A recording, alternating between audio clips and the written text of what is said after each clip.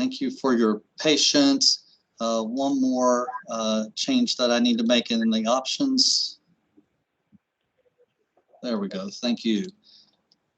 So this is the January 2022 Student Development Administrators Update. Thank you for joining us today, and thank you to you guys who've already muted your microphones and your telephones. We appreciate that.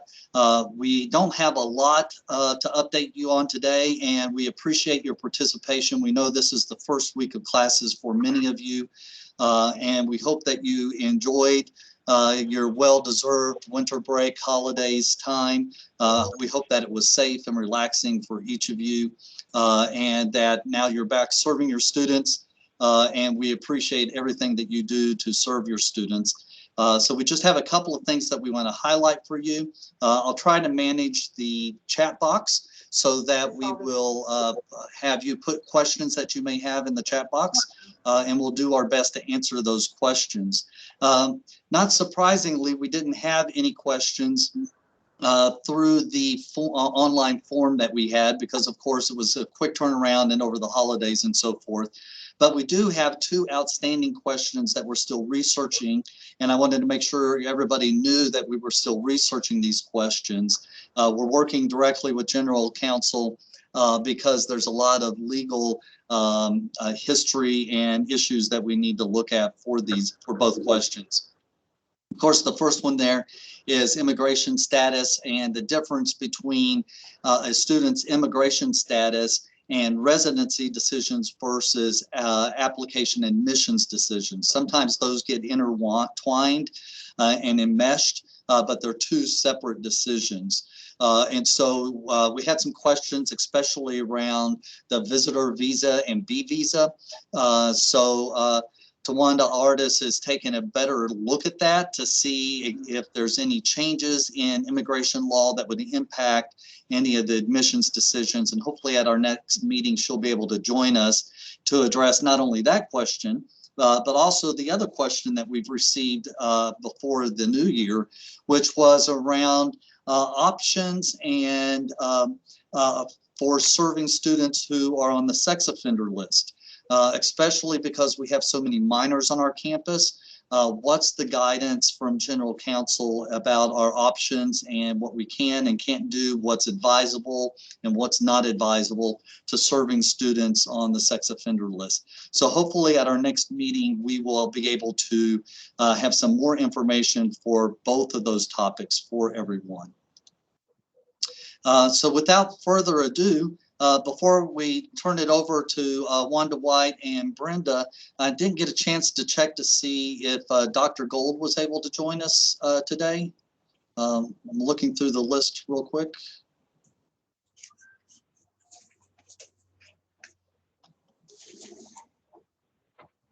And it doesn't look like it. And then I want to check on one other person, and that is to see if Dr. Lisa Eads was able to join us, and I don't see her name either. So we'll go ahead and move on. Brenda, would you like, if you're on, can you introduce Wanda? I think everybody's familiar with her, though. Good afternoon, everyone. Happy New Year. I hope that your year has gotten off to a great start. Dr. Wanda White, no stranger to most of us, retired last year or year before last. The pandemic years are starting to roll together, so she actually retired, and we twisted her arm a little bit to get her to come back to work with us at the system office. And she is our grants grants manager for the Golden Leaf Scholarship, as well as the Longleaf Commitment and Longleaf Complete programs. So without further ado, and I do see her beautiful face on the screen this afternoon, I will turn it over to Dr. Wanda White, and she will give some updates for us. Hey, good afternoon, everyone. I hope everyone is doing well. This afternoon, I just have a few updates in regard to the Golden Leaf grant program. I know that some of you are already awarding funds from the Golden Leaf program for the 22 year. So I just want to announce to all of you that we are in the process of monitoring the Golden Leaf fundings and spending rates from the colleges. So I want to encourage you that if your college has committed to spending Golden Leaf funds, that you go ahead and award these funds for the academic year. That's fall, spring, and summer. If you will not spend all of your Golden Leaf funds, you need to notify me, Wanda White, by January 31st. You'll also receive some type of notification from the system office in regard to your funding. If we've noted that you haven't spent any money at all, colleges who have already spent their money, we've received notification from a couple of schools that have said that they've already spent their total allocation for the year. And if you're in that situation and you've spent money already, you will be receiving a notification from the system office in which we will allow colleges to request additional funds. So you'll receive a letter very soon that tells you about how to request additional funding. And for those colleges who haven't spent any money, we'll encourage you to spend the money. And those that know that you're not going to spend all of them, you will have a chance to reallocate some of those funds back to the system office, and we'll use those funds to award to other schools that need the money. And that's my update for today. Excellent. Thank you very much, Wanda. I appreciate that. Do we have any questions for Wanda?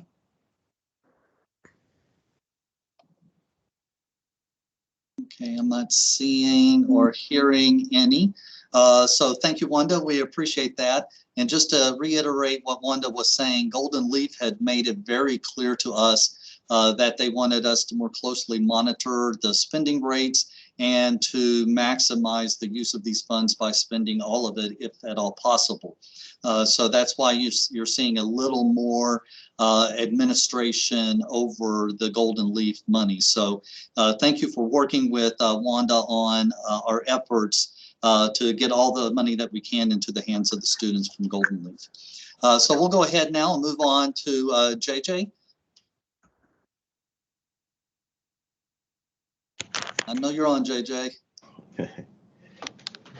Sorry, the sunlight here. Good afternoon, everyone. Again, Happy New Year.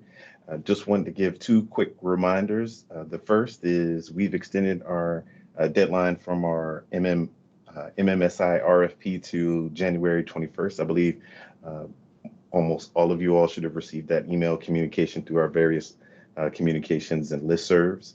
And lastly, there will not be an extension on the College Foundation Awards, and they are due on January 31st, and that's the Academic Excellence Dallas Herring, as well as the Governor Robert Scott Leadership Award. Those go through some external panels for review, as well as scoring and grading those applications. That's why there will we won't be able to give an extension for those, just to ensure that the timelines are met so that you can receive the awards back for your spring award ceremonies, or as we near the end of the spring semester. Again, all of that information should be submitted through the ServiceNow portal. If you have any questions, feel free to email Alex Doles, who is the admin for Dr. Gold prior to Dr. Gold's transition, or email Dr. Kelly and myself, and we can get those answers to you. Thank you. All right, excellent. Thank you, JJ. I appreciate that. And one additional piece of information on the MMSI, if you've already submitted your proposal, and now that you know you have a little more time and you would like to add a little to it or edit or something like that, please just let JJ know, and you definitely can resubmit if you've already submitted something and you feel like you need a little more time.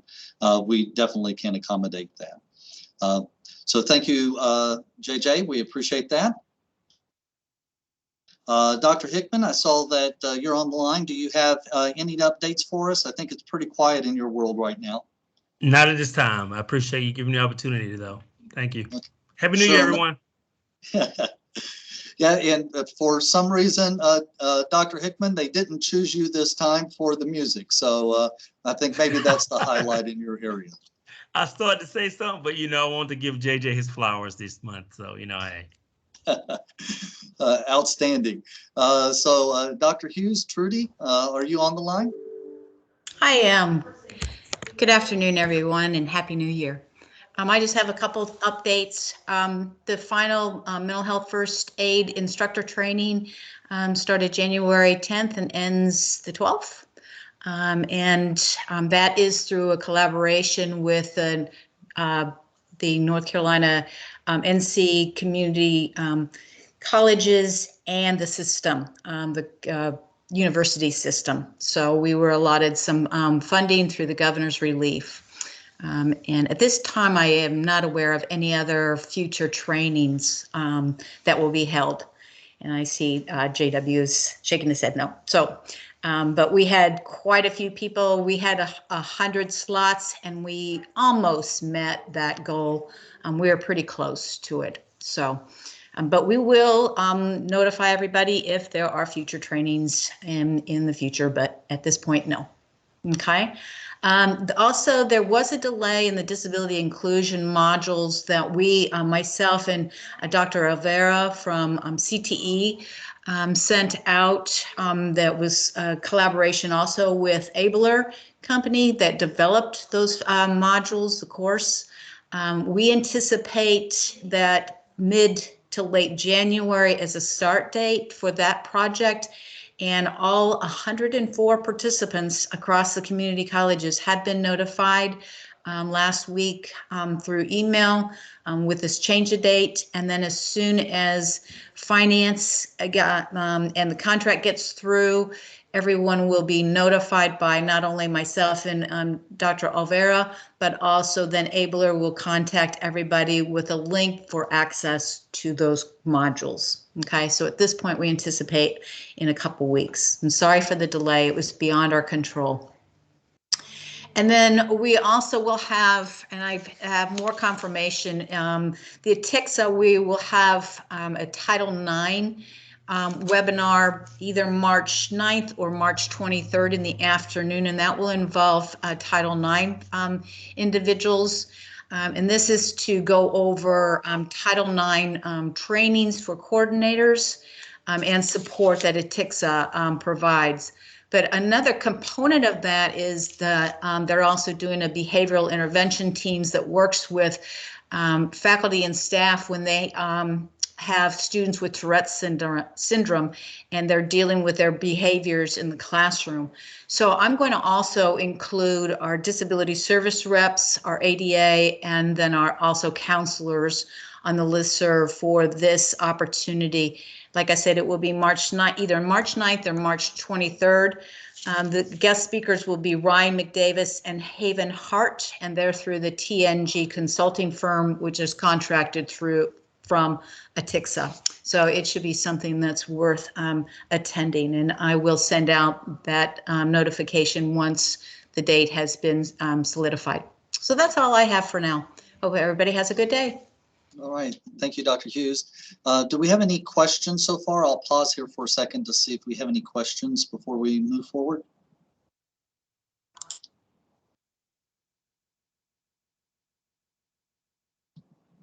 Okay, not hearing or seeing any, so we'll just go ahead and keep moving forward with the slide deck. And next we have Jennifer. So Jennifer, are you on? I am. I'm going to echo everyone's thoughts that I hope you had a restful break. So our next Advising Leadership Academy meeting will be February 3rd. And the Advising Conference will be a face-to-face event in conjunction with the Student Success Center Guided Career Pathways Overview. The GPS event is going to be held on February 10th, and then the N3C2A conference is going to follow the next day on February 11th. So there will be 2 locations that are going to be offered. These are going to be at Surrey and Cape Fear to help everyone with their travel costs. You can see that you can register at the link that's on the slide. One thing that I did not post and I did want to mention was the 2nd annual First Generation Symposium. This one is a national event that's going to be held virtually on March 4th. We coordinate with NASPA, and I can actually place a link in the chat for those that are interested in registering. Just a great event that we could coordinate with them, and for students that are first generation, they have an opportunity to participate by introducing our speakers, and all of the content is focused on first gen population. So thank you. All right, thank you, Jennifer. Any questions for Jennifer?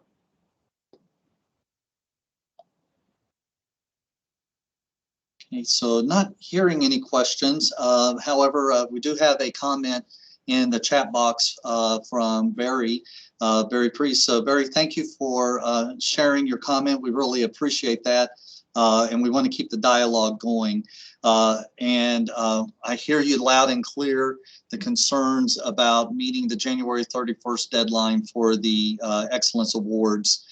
We will again advocate and make a request for that change to be made. So you've been heard, and we'll definitely do our best to make that request to the area that's responsible for that programming and that process.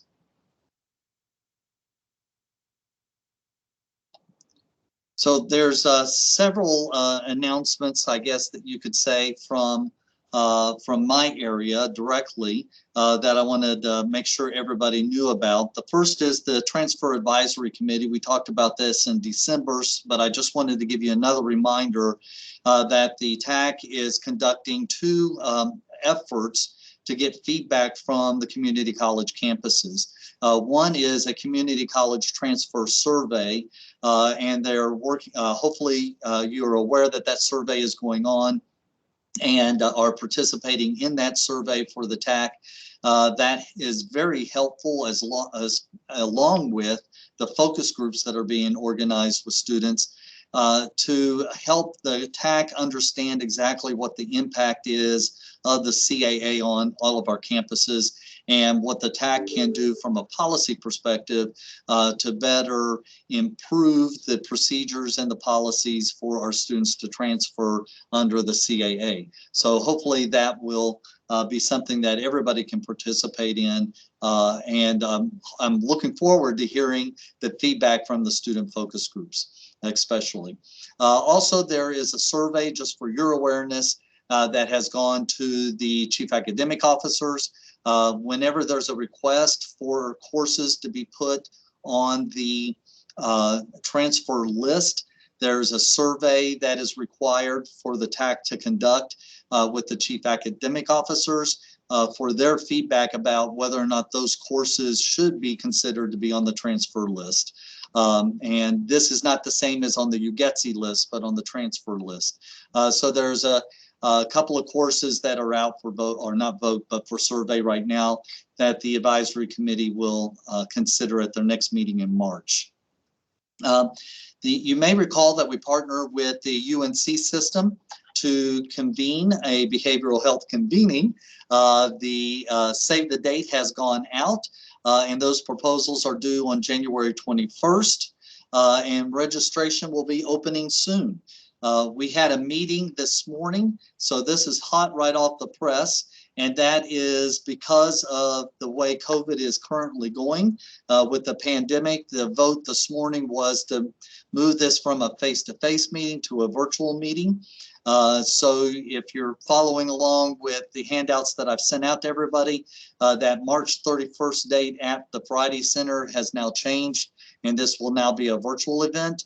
We're working on the logistics and a little more details. Hopefully by the end of this week or the beginning of next week, an updated save the date will be sent out. However, it's still going to happen around that same week of March 31st. So thank you for your patience there. I'll pause to see if we have any questions.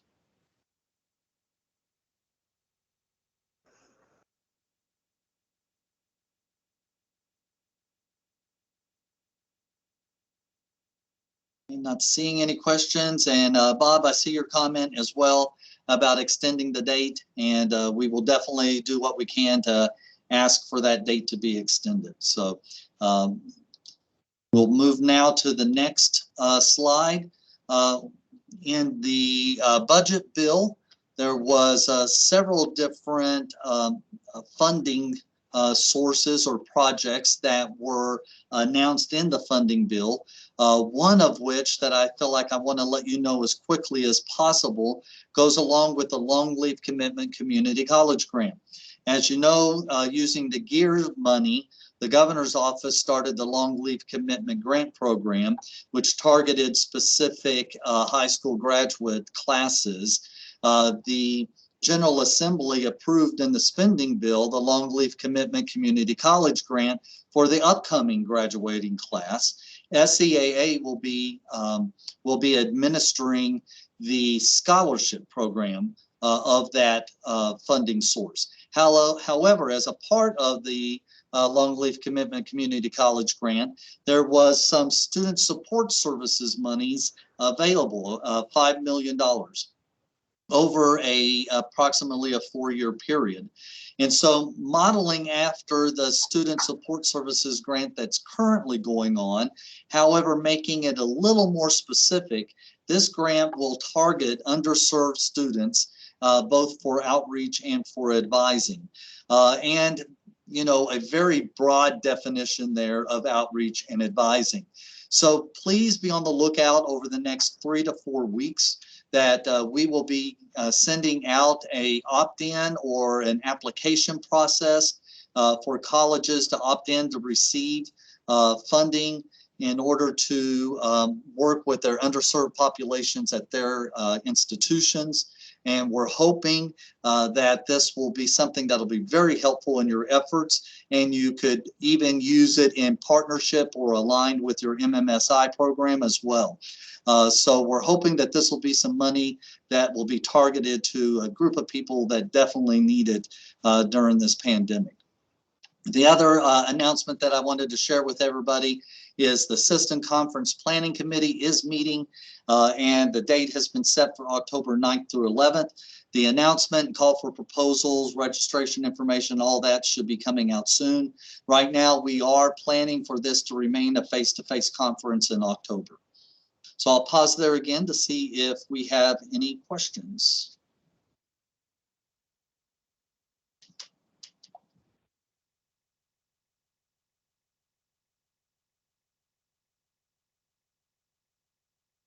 So Michael, I see your COVID question here. Let me, I'm going to just kind of read it out loud. I have a COVID question while I have a captive audience. What is everyone's college doing in regards to the new CDC criteria for the quarantine period? We were going to move towards adopting the new 5-day rule. However, our local health department has been highly against adopting that and is recommending we stay at a 10-day for positive and 14-day close contact.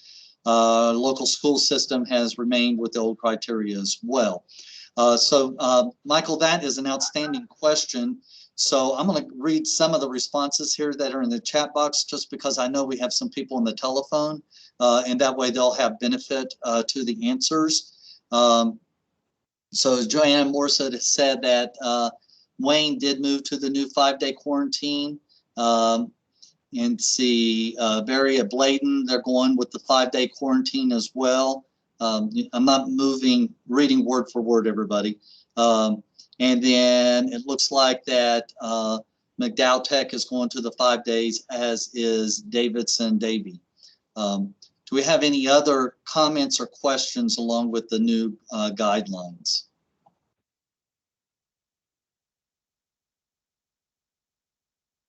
Hey JW, this is Blair.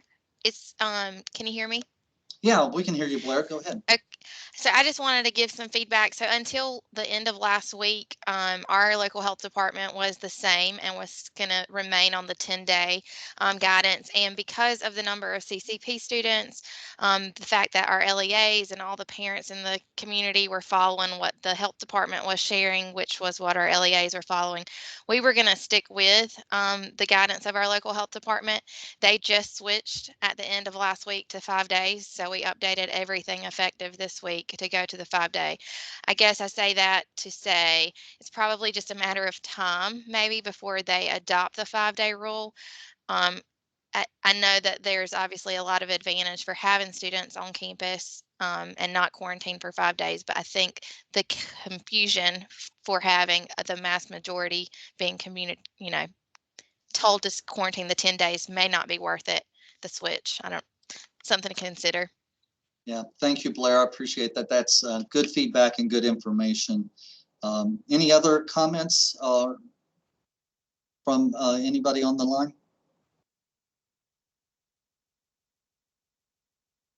Looking through the chat box, it looks like most colleges are moving to the 5-day. I see Martin is staying with the 10-day. And Sabrina Terry said that they're staying with the 10-day. So it looks like the minority group, so to speak, is the 10-day, and most people are moving towards the 5-day. I hope that helps everybody out. Any other comments about that?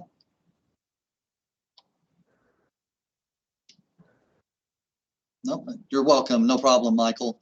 So this last slide for me is just a announcement. The NC Bar Foundation asked us to announce, and we'll announce this through some of the career counseling as well and advising listservs, but wanted you guys to know that there's some webinars available for students who are interested in going to law school.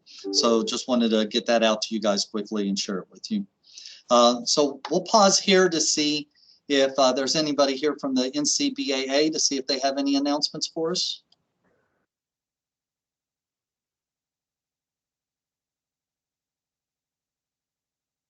Okay, thank you. Just want to encourage people to participate in one of those 2 chapters. We believe, and as you guys know, associations are critical to our networking and our problem solving when we have people that we know we can reach out to and work with. And so that leads me to the SDAA, and I think Barry has some announcements for us. Yeah, good afternoon, everyone, and thank you, JW, for giving us a platform to talk about our joint conference coming up. As you can read there, our conference theme is engaging our students, our colleagues, and ourselves. And folks, it's been 2 years since we've been able to have a conference. So our plan right now is to try to keep this conference face-to-face. We are working towards that, and hopefully we can peak out on COVID and be able to have it in March. So we'll keep you posted on that if things change. We do have an active website. It's www.ncsdaa.org. And we met right before this meeting, our planning committee, our executive team, to talk about the agenda. So the agenda should be posted hopefully today. I'm working on that to get that posted to the website. Registration is $115 through March 9th. Membership's available for NCSDAA as well. Through the website, you can do that. Our treasurer is Andy Gardner. Send direct payments to him. And other than that, we're excited about the conference and hope you all enjoy the agenda that's about to be put forth to you. And an email should come out the next, hopefully again this week, we'll get something out there for you. So thank you all. Yeah, and thank you, Barry, for pass on our thanks to you and the whole planning team for making this happen. I always look forward to those conferences, and I'm like you, I miss seeing people. So I'm hoping, fingers crossed, everybody will be able to make this conference work. The other thing I want to also encourage is, as you guys heard just briefly a second ago, the SDAA is alive and well in their advocacy to not just the President's Association, but also to the system office on concerns, just like extending the deadline there for the Excellence Awards. And so we really appreciate the work that the SDAA does to not only hold professional development and networking opportunities, but also their advocacy for change and concerns that are amongst the student development administrators. So thank you, Barry. We appreciate it. And we'll go ahead and move to our next group. Let's see, Sabrina, I think I saw that you were online. Do you have any updates from the N3C SDPAA? Have as much information as Elisa does, but that's See, we have somebody who needs to mute their microphone. Hey there. Hey, Sabrina. We don't have a ton of updates right now with N3C SDPA. We, concluded the transfer tour back in December, and that went well, but we do need to work on moving forward, kind of a planning group to ensure that we get that information out there a little bit earlier than we did this year. And JW and I have talked about that a little bit, but that has concluded. And from my understanding, it went well. If you had any issues or anything that you would like to bring to my attention, certainly reach out to me, and we can only improve from here. And then in terms of the engagement piece, we're still kind of working on deciding whether or not we're going to go with a spring conference or a summer conference for the N3C SDPA, because typically SDAA does their joint conference in the spring. And so at this point, we're probably looking at more of a summer, perhaps drive-in conference. And so we are really looking at trying to do things more with our regional reps. So please go to our website and you can look to see who your regional representative is. We also have some openings on our board right now. And so we'll be meeting again in February, and we'll probably be doing a call for those officer positions as well in the coming month. All right, excellent. Thank you, Sabrina. And to distinguish this group from the SDAA, just for any new people we may have, is the N3C SDPAA kind of focuses on those direct managers, the registrars, the directors of admissions, counseling service directors, and so forth. And so this is a great opportunity and professional organization for those people that the senior administrators may be supervising. So I encourage you to support this group as best as your travel budget can allow. Anything else, Sabrina? Did I cut you off accidentally? Nope, that was it. Okay. Thank you. You bet, Sabrina. And I see Keisha's been able to join us. Keisha, any updates from your association, or is Johnny on too? Only update that I have is that I have vacancies for the board. Majority of the individuals that were on the executive board have either retired from the community college system or have gone into another industry. And so right now I have vacancies as it relates to the executive board. So that's why I haven't really sent out any communications yet, because I really don't have a board. But my plan is to send something out next week. If anyone is interested or would like some more information, please feel free to email me and we can set up a time to chat. Excellent. Thank you, Keisha. I appreciate that. Okay. And so this is just the list of our meetings, and we'll pause here to see if there's any other questions. Joanne, I see your question. So the long leave commitment grant and 2020 high school grads who enrolled prior to fall 2021, there has not a policy change. Those students would still be ineligible because they were already current students. The intent of the long leave commitment grant was to attract and bring in new students. And so that's why it doesn't go back in time like that. I don't think I misspoke. If I misspoke, Brenda, if you can correct me, but I'm 99% sure that that's accurate. You are correct, Dr. Kelly. I'll just add that if the student graduated in 2020 and is beginning enrollment in spring of 22 at your institution, they would be eligible for the long leave commitment grant for terms that start 22 spring 22 fall, 23 spring, and 23 fall. Thank you for those more details, Brenda. I appreciate that.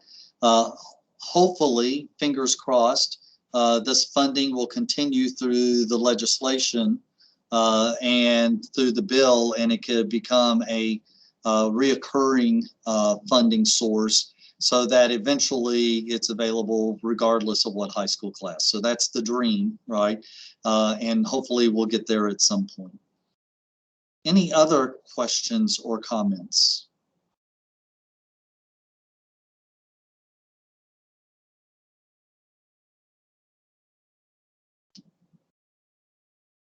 Okay, not hearing any.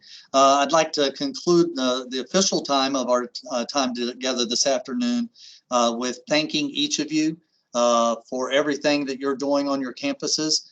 We know here at the system office that things are pretty crazy at the campus level, and you're balancing a lot going on, both your enrollment concerns and your safety concerns across the campus. And so we appreciate all that you do to serve your students. And we know you guys are doing amazing things. And we appreciate that service, and we'll continue to do the best we can do to serve you. So thank you for joining us this afternoon. I'll hang out here a little bit longer to see if anybody else has any more questions, but that concludes our presentation, and we'll stop the recording now. Thank you, everybody. You guys have a great afternoon.